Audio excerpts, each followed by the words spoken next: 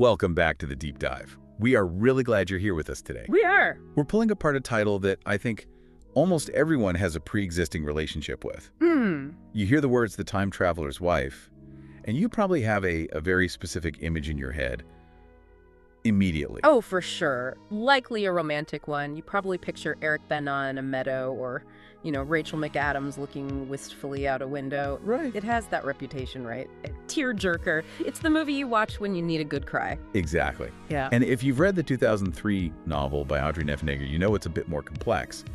But here's the thing.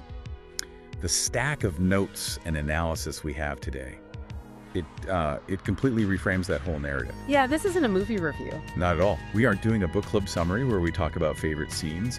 We are digging into a specific analysis called temporal anchors. And this analysis is fascinating because it argues that the engine running this story isn't romance. Not really. What is it then? It argues that if you lift the hood, the engine is actually a brutal study on determinism, emotional absence, and the terrifying lack of control we have over our own lives. It's surprisingly heavy stuff for a story that, usually gets shelved under romance. Totally. And just to set expectations right out of the gate, the analysis we are working from gives the story, specifically the film, a rating of 7 out of 10. Which is a passing grade, but it's specific. All right, it calls it emotionally powerful and conceptually unique, but it flags it as uneven in execution. And honestly, that unevenness is where the best discussion is hiding today. How so? Because the flaws highlight the gap between what the story tried to do philosophically versus what it actually achieved on screen. And it's in that gap that we find the really interesting questions. Okay, so let's get into it. For anyone who might not know the setup, let's just quickly set the stage. We have Henry and Claire. Henry is a librarian with a genetic disorder called chronodisplacement. Which is a very fancy way of saying he involuntarily travels through time. And I want to stress that word, involuntary. It is doing so much heavy lifting in this story. He doesn't have a DeLorean. He doesn't have a TARDIS. He has stress or a trigger, and then poof, he's gone. Just leaves a pile of clothes on the floor and disappears. Yeah. And then there is Claire. She's the artist who effectively spends her life waiting for him. Either waiting for him to show up or waiting for him to come back. Yeah. And this brings us right to the first major argument our source makes, which is that The Time Traveler's Wife is not a sci-fi story. It's a bold claim, isn't it? But when you break it down, it makes perfect sense. In traditional sci-fi, the technology is the point. It's about the how. How do we fix the timeline? How does a flux capacitor work? Exactly. Here, the time travel is just a device. It's a vehicle to get us to the real topics: love and determinism. It reminds me of how people say zombie movies aren't really about zombies. Right, they're about society collapsing under pressure. Yeah. Here, the time travel is just the pressure cooker for the relationship. Precisely. And the key thing that separates this from, say, Back to the Future is the power dynamic. In an adventure story, the protagonist drives the action. They make a plan, they go back, they fix the mistake. But Henry drives nothing. Time drives him. He's a passenger in his own life. He drops out of the present and lands somewhere completely naked, vulnerable, and usually in danger. Which changes the stakes entirely. If you can't control it, you aren't an adventurer. We're a victim. Yeah. He's a victim of his biology. And that raises the central philosophical question our source brings up. It asks, can love survive when choice is taken away? That is the core of this, isn't it? I mean, think about it. We usually define love by agency. I choose to be here. I choose to wake up next to you. But Henry can't choose those things. He might disappear right before a wedding or a birth. So if you remove the ability to choose to be present, what's left? Well, the story's answer is that commitment is what remains. It becomes a story about the endurance of bond when agency is stripped away. It's a stress test. Speaking of a deterministic universe, this leads us to the second big theme: fate versus free will. Because it's not just about Henry missing dinner, it's about what he knows. And this is where it gets really dark. This part feels less like romance and more like existential horror. How so? Henry often travels to the future and witnesses key events. He knows exactly how things play out. But because of the rules of this universe, what's called a closed loop, he cannot change a single thing. That is the ultimate nightmare. It really is. The source puts it perfectly. Knowing the future doesn't mean you can escape it. It's like watching a car crash in slow motion. You know it's coming. Yeah. You know exactly when the glass shatters, but you're paralyzed. You can't turn the wheel. And our source actually describes this as very Kafka-esque. I love that comparison. Usually we think of Kafka for like bureaucracy. Sure, but it applies here because of that sense of trapped absurdity, the inevitability of the tragedy. Right. In a typical adventure, knowledge is power. If I know the bad guy is behind the door, I can stop him. In Henry's world, knowledge is just a burden, a trap. So it strips away the fantasy and replaces it with the crushing weight of fate.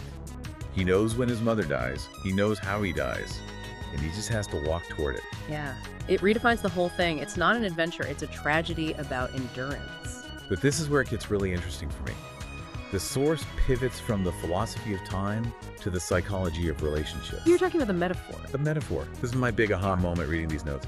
It suggests we stop looking at the time travel literally. If you treat it as a symbol, what does it represent? Asymmetry. Exactly, asymmetry. It's a brilliant observation. Look at the dynamic. Claire is the constant, the anchor. She's stuck in linear time, just waiting. Henry is the variable. He disappears. He's inconsistent. And when you strip away the sci-fi, what are you left with? You're left with a relationship where one partner is emotionally absent? Yes. The source explicitly lists real-world parallels for this. It's not just about a guy fading into thin air. It's about the partner who is there physically but mentally checked out. Or barriers created by illness. That one really resonated with me. It's a very direct parallel.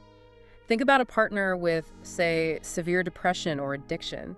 They might be sitting right next to you, but they are also gone. They're traveling to a place you can't follow. And you, as the partner, are just left waiting for the version of them you know to come back. The source also mentioned separation due to war or duty. That's a literal one, but it fits. One person stays home, keeps the lights on, while the other is in a dangerous, unpredictable place. And the waiting becomes the defining characteristic of the love. Or even trauma. When someone has a flashback, they're essentially time traveling, aren't they? They aren't in the room with you anymore. That is a profound way to put it. So the source's verdict is that the time travel element is specifically exploring emotional absence. It's asking, how do you build a life with a ghost? It makes the story feel so much more grounded. It stops being about magic and starts being about the hard work of loving someone who is distant or damaged. And it also changes how we view identity, which is the next point on our list, the idea of fragmented selves. Right, because Henry meets Claire at different ages. She meets him when he's 40, when he's 20. But it gets weirder. He does. He meets his own child self. He gives advice to his younger self, even though he knows his younger self can't change anything. It's mind-bending. But philosophically, it unpacks the idea that we are not one fixed person.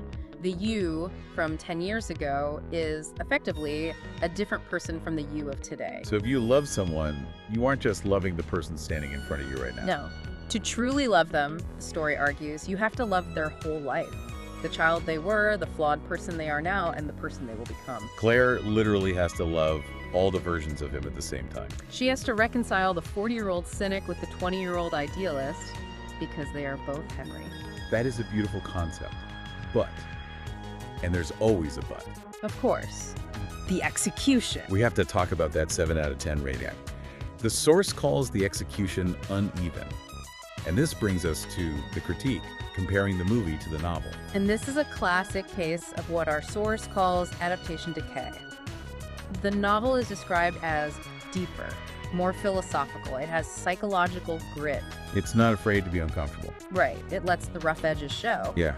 And the movie is criticized for being too romanticized. It polished it. It polished it into a Hollywood romance. It simplified the layers to make it easier for a mass audience. It took the tragedy and tried to make it a fairy tale. And there's mention of ethical softening, which sounds like they just dodged the hard questions. They absolutely did. The source highlights some very controversial elements that the book tackles, but the movie shies away from. The big one being Henry meeting Claire when she's a child. That's the one. In the book, he visits her repeatedly through her childhood. He's an adult, she's a little girl. Which is uncomfortable. And the novel treats it with the seriousness it deserves. It raises questions about grooming, about consent, about whether Claire ever really had a choice to love anyone else. Or if she was conditioned from age 6. Exactly. Is it romance or is it manipulation? The novel explores that gray area. The movie, well, it softens it. It tries to make it sweet instead of complex. It frames it as destiny. Instead of a potential psychological trap. The source also mentions issues around nudity and consent being handled differently. Right. He always arrives naked. And in the book, the danger of that is stark. He has to steal, he has to fight.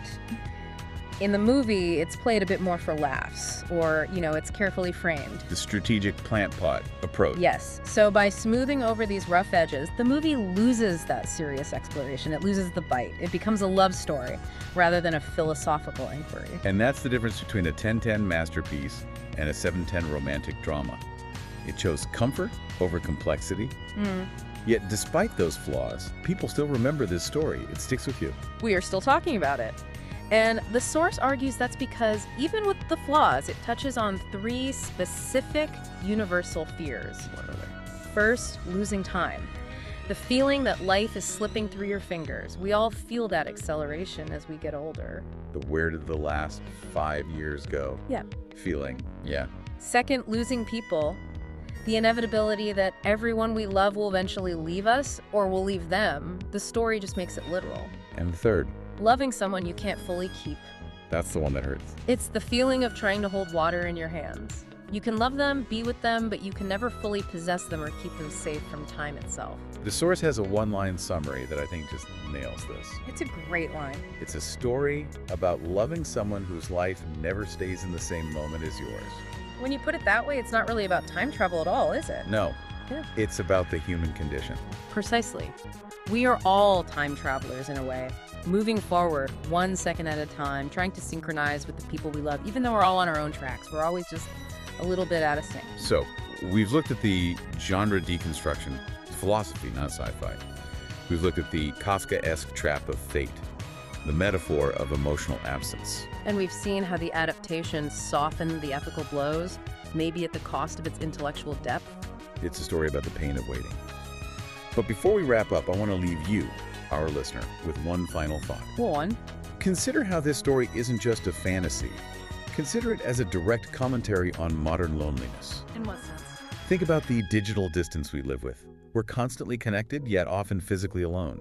We have relationships over Zoom, over text. That's interesting. You're saying the screen creates the same barrier as Henry's time travel? Exactly. How often do we feel like we are loving someone we can't fully keep in the moment because they're just an image on a screen? Or even when we're in the same room. The busyness of modern life. We are physically present, but mentally in the next meeting or checking the next notification. We're glitching out of the present moment. We are Henry. We are disappearing from the people right in front of us. And the people who love us, our partners, our kids, they're left waiting. They're Claire, waiting for us to materialize fully in the room with them. That transforms the story from a tragedy about one couple into, well, a warning for all of us.